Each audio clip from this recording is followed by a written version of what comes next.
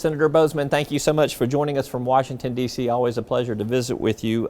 Let's talk about what's going on in the GOP presidential primary. You were an early Mike Huckabee endorser. He's obviously out of the race now. You got three GOP candidates still standing, Trump, Kasich, and Cruz. Who do you think's the most qualified right now? Well, all of these guys have different strengths. Trump has certainly attracted so many more voters, GOP voters, into the system. We saw that in Arkansas, just tremendous record numbers. Kasich is a guy that when he was in Congress, I actually served with him for a little bit, know him well. He's very well qualified in the sense that he's a guy that balanced the budget. Did a great job in Ohio. Senator Cruz has really caught on with the evangelical community and many others, and is running a very, very tough, tight race with Mr. Trump. So this thing is, it just goes on and on. The saga continues. So I'm like everybody else. Arkansas has had its vote. Now we're just kind of watching how all this unfolds as we go into the convention. Do you have a personal pick among the three that are still standing? No, as you mentioned, Mike Huckabee was our favorite son. I supported him. And then as he dropped out, having Lindsey and Marco and Ted and Rand Paul, all of these are good friends that I work with every day. So I've really stayed out of this thing. Let's talk about after Wisconsin, there are better prospects for a potential contested convention for the Republicans this summer. Do you think that is a potential prospect? Is it more likely now? And what do you think if it does come down to that? I think if it's very, very close, if Trump is almost there but not quite, then I think that the demand will be that it actually goes to him. If there's some separation in there, and Cruz is running a very tough, tight race, then it will come down between either Trump or Cruz. I don't see an outsider riding, on the white horse and somebody that other than those two. I don't think that's going to happen. Do you think it's down to those two candidates? You don't see room for another candidate to get in the race at a contested convention? I don't think so, because I think it's going to be very, very close. And with transparency and fairness, I think the average, Republican voter is going to demand that it probably be one of those two that have worked so very hard to get themselves in contention. Let's move to the vacancy in the U.S. Supreme Court. You met with Judge Merrick Garland, I believe, on Tuesday. What were your impressions after meeting with him? What was your takeaway from the meeting? Well, the White House called and asked if I would meet. Said I would be glad to meet. We handled it just like we did any other person that was, in contention. We visit with these types of situations all the time because there's so many people that, have to go through the confirmation process. So we had a good meeting. I had the opportunity to explain to him why I was very much opposed to this president picking the nomination, that we needed to do as we've done for the last 80 years. When you get into last year, let the next president make that nomination. We had a good visit. He's a very nice gentleman, very distinguished. And so we, talked about various things, but I think at the end of the day, he understood my position. I think I understand his position also. Do you think if the next president of the United States after November were to nominate him for the Supreme Court, do you think he's a viable candidate? Do you think you'd give him fair consideration? No, I would give him fair consideration. I would oppose him in the sense that he's far enough left. He's not crazy left, but he's far enough left that he would be a reliable vote with the four current liberal members, on the Supreme Court now. So you'd have a fifth member that would always vote in lockstep like they always do, and I think that would dramatically change the country. Well, the prospects. What I would like to see is I'd like to see another Scalia type, that would take his place.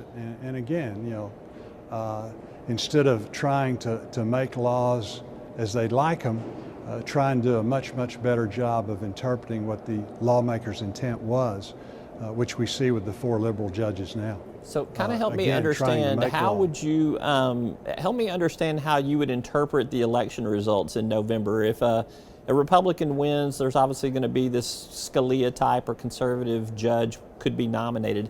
If a Democrat wins, though, that's probably not the case. So how do you give fair consideration to a Supreme Court nominee, assuming that a Democrat might win in November?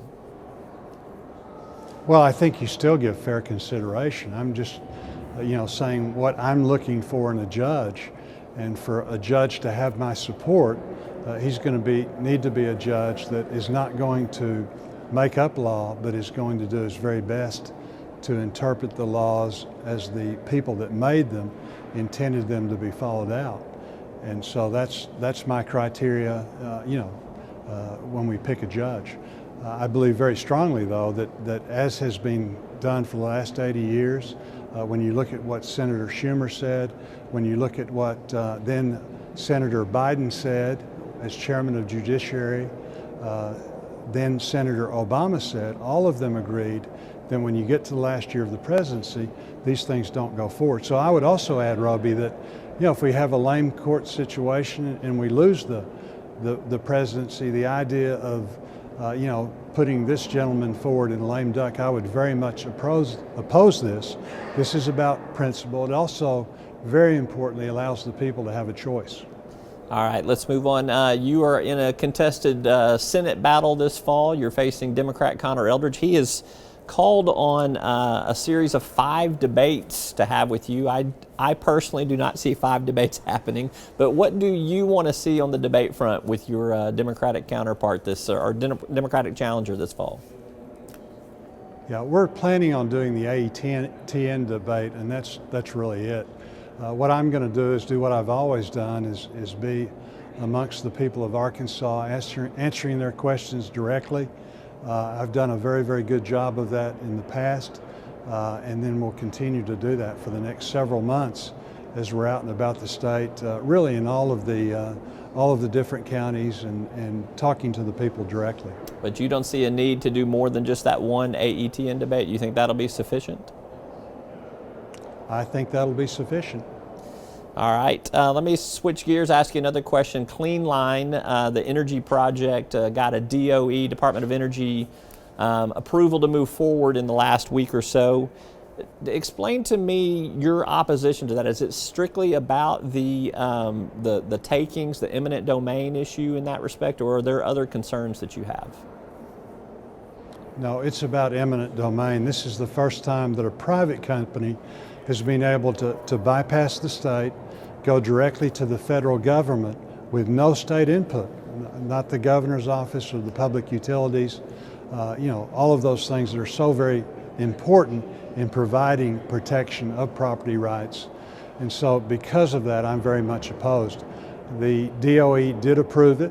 It's still got a long way to go, though. There's going to be several things that they have to do. I think there'll probably be a suit filed, in the sense that I don't think that they're meeting all of the obligations and doing things as they're supposed to do.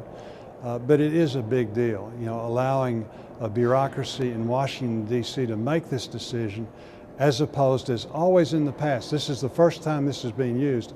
Always in the past, you've had the governor's office, you've had the local state utility commission weighing in. That's simply not being done this time. On another front, too, it looks like we learned on Wednesday that there may be some sort of deal made between allowing the Federal Aviation Administration bill to go forward, but maybe coupled with some renewable energy tax breaks. Do you support this kind of brokered agreement? Well, we're actually looking at that. All of that is a work in progress. I just left a meeting about that. So we'll have to see exactly how that plays out. I'd like to see a clean FAA reauthorization. The House, is working in that direction also. So at some point, those will be married up in conference. But I think we just need to kind of see as that goes forward. The FAA reauthorization is very, very important for the state of Arkansas, in the sense that this is what gives the dollars that we have for our airports, and makes the air traffic possible that we have. I would argue that our infrastructure, our roads, our bridges, which we just passed the 5-year reauthorization of the highway bill, the airports. That's really what's made the country the great commercial country that it is, having good infrastructure. We're also looking at the water resources bill, the reauthorization of again, all of our waterways, our ports, our harbors, things like that, which are so very important. They're not glamorous, but they truly are. These are the things that are underpinning of the country. All right, Senator John Boozman, if you are in the nation's capital, you're not enjoying the beautiful spring weather in Washington, D.C. We thank you for your time. Get on outside and get some fresh air.